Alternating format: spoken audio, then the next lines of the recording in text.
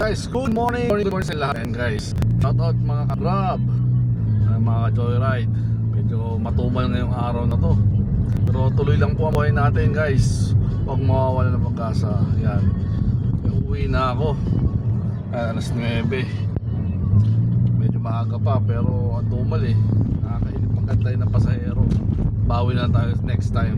Pero syempre huwag na natin sasayangin yung ating sarili, lalo na kung may pamilya tayo. Yan, nandito tayo ngayon sa may Marcos Highway. Yan, dito tayo tignan natin yung binibenta nating property dito sa along Marcos Highway. Yan guys, makikita nyo dito. Kung sino man interesado na bumili ng property dito ay Marcos Highway, commercial lot po siya guys. 40M po yung presyo, kaya bilhin nyo na gusto magnegosyo. Yan, malapit lang to sa may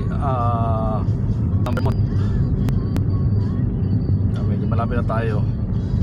Medyo lang tayong onte. Yan,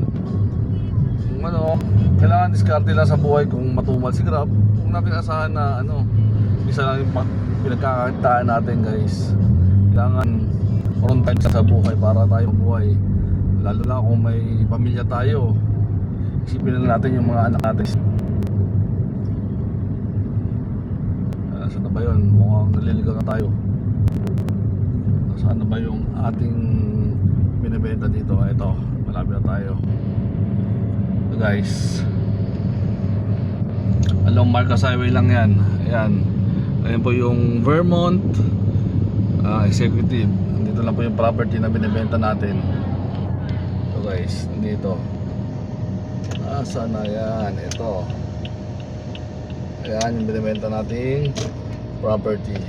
Ayan, number 50. Ayan. Ayan, along Marcos Highway. Andito lang po siya. May kasama na po siyang apartment, 4 doors. Ang presyo po nito is 4M. So nakalak po yan guys, pero subukan natin silipin. Bababa tayo.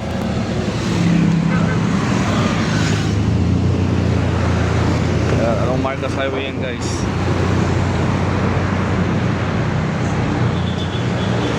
Property.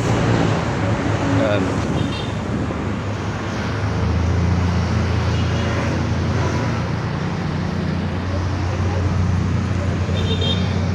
Ayan yung apartment. Kung makikita nyo guys, itsura.